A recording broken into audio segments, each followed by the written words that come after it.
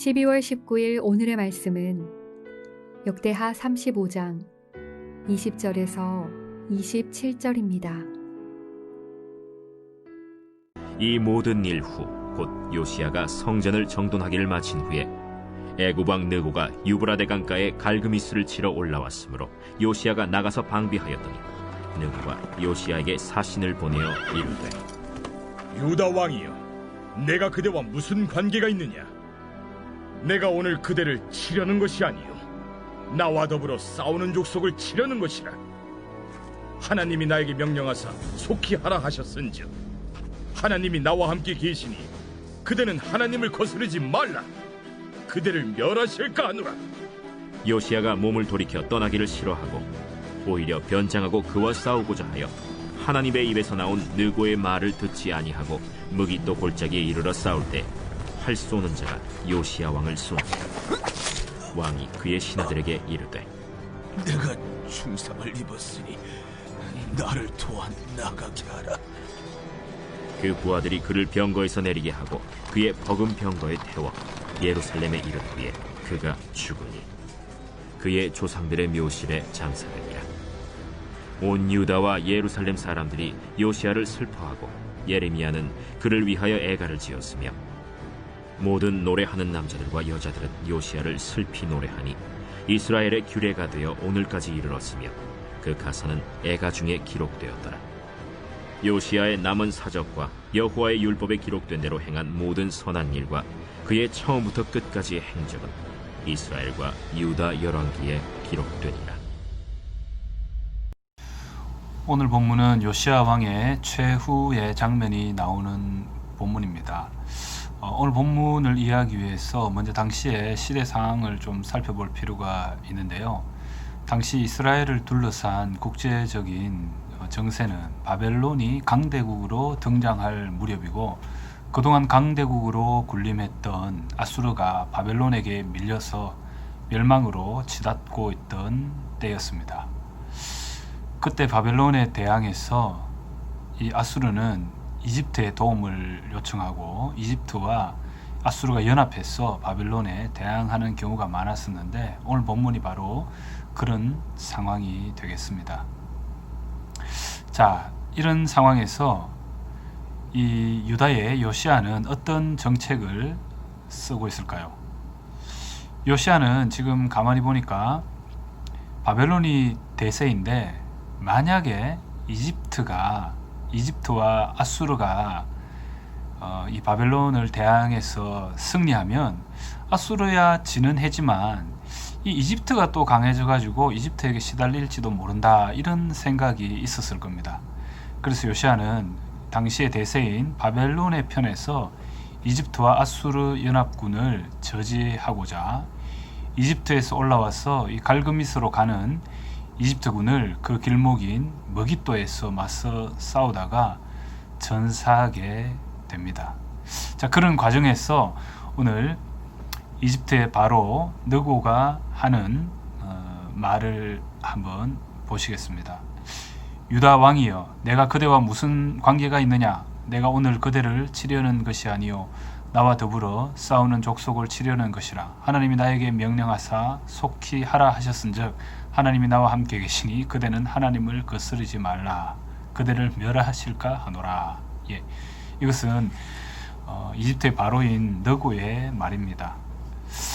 자, 이런 말을 하나님을 잘 섬기지 않고 하나님과 관계없는 왕이 한 말이니까 그 말의 진위를 언뜻 살피기가 참 쉽지 않은데요. 이 역대기 역사가를 통해서 이 말이 하나님의 말이었음을 알 수가 있습니다. 당시에 여러 가지 상황을 보더라도 요시야가 이 머깃도에 나가서 자기 나라를 방비하고 또 이집트 군을 물리치는 것, 이게 그렇게 나쁜 일인가 라는 생각을 하게 됩니다. 요시야의 대응은 일반적인 또 정치적인 해법이나 전략으로도 그렇게 나쁜 것은 아니고 당연히 한 나라의 왕으로서 그렇게 하는 것이 마땅한데 오늘 본문의 이 역대기 역사가는 느고의 입을 통해서 하나님의 말씀을 전하는 것으로 그렇게 이야기를 하고요. 또 22절에 보면 요시아가 몸을 돌이켜 떠나기를 싫어하고 오히려 변장하고 그와 싸우고자 하여 하나님 입에서 나온 누구의 말을 듣지 아니했다라고 이렇게 이야기를 하고 있습니다. 역대기 역사가는 누구의 말을 하나님의 입에서 나온 말로 기록을 하고 있는 거죠. 그러니까 누구의 말은 분명히 하나님께서 요시아에게 경고하려던 말이 맞습니다. 요시아는 누구의 입을 통해서 들려졌던 하나님의 말씀을 들었었어야 했는데 주의를 기울이지 않고 안타깝게도 전사하고 말았죠. 요시아는 어떤 왕이었습니까? 너무나도 흠잡을 데 없는 아름답고 선한 왕이었습니다. 그리고 오늘 본문 전반적으로 요시아에 대해서 어떻게 평가합니까? 26절에도 봐도 여호와의 율법에 기록된 대로 행한 모든 선한 일, 이런 표현을 하고 있는데 요시아는 참으로 선한 왕이었고 아름답다고 하나님의 말씀을 잘 순종한 왕으로 평가받고 있는데요. 오늘 참 이렇게 마지막 전사하는 이 장면은 참으로 안타깝다라고 생각할 수밖에 없습니다.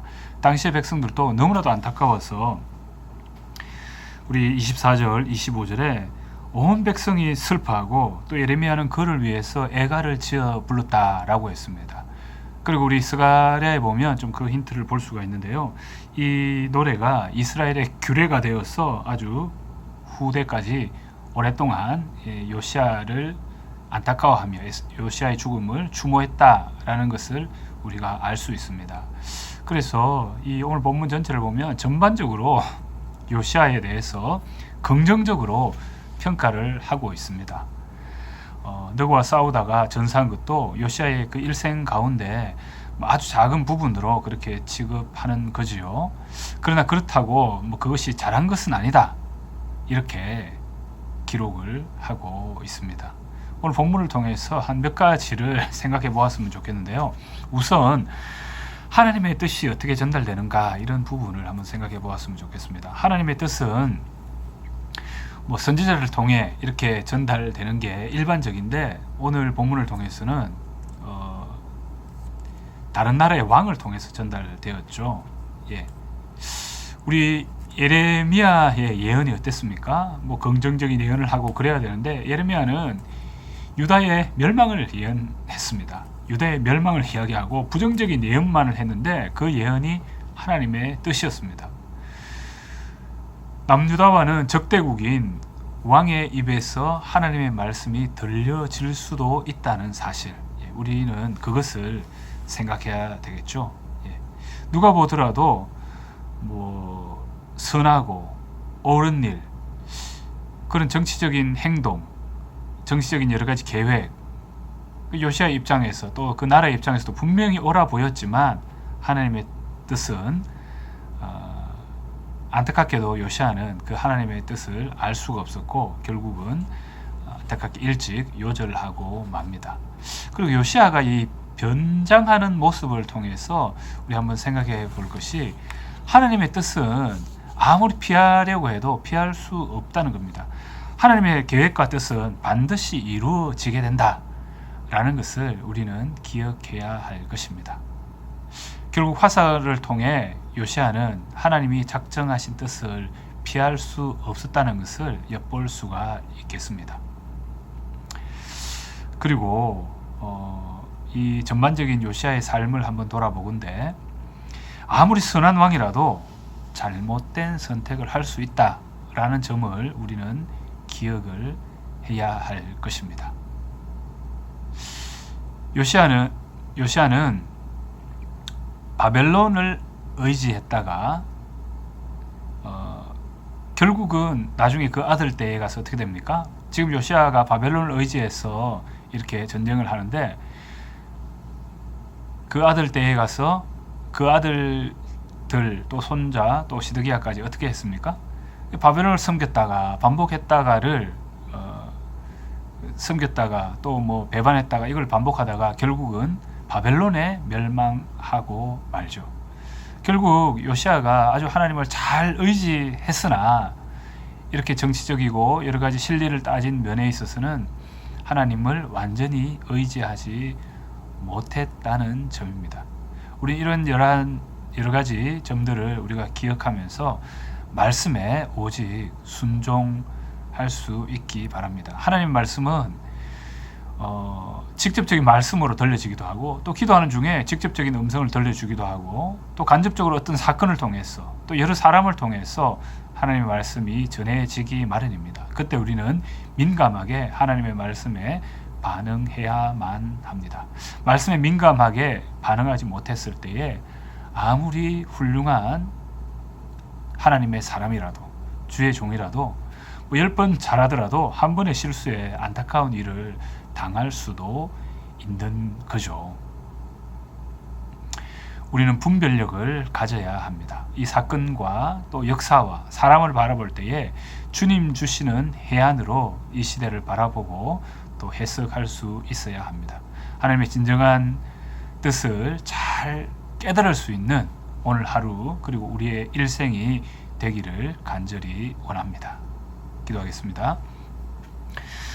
할렐루야. 하나님, 은혜를 감사드립니다. 요시야 참으로 훌륭한 왕이었고 긍정적인 평가를 받는 왕이었으나 단 한 번의 이 실수가 오늘 본문에 기록되어 있습니다. 하나님의 말씀은 여러 가지 방법으로 전해지기 마련인데, 우리는 하나님의 뜻을 잘 분별할 수 있게 하여 주옵소서. 하나님의 말씀에 온전히 순종하게 하여 주시고, 하나님의 말씀에 전적으로 적극적으로 순종할 수 있는 그런 삶을 살아갈 수 있도록 인도하여 주옵소서. 그래서 온전히 믿음으로, 온전히 말씀 가운데 승리하는 저희들 되도록 오늘 하루의 삶, 그리고 우리 일생을 인도하여 주옵소서. 예수 그리스도의 이름으로 기도드립니다. 아멘.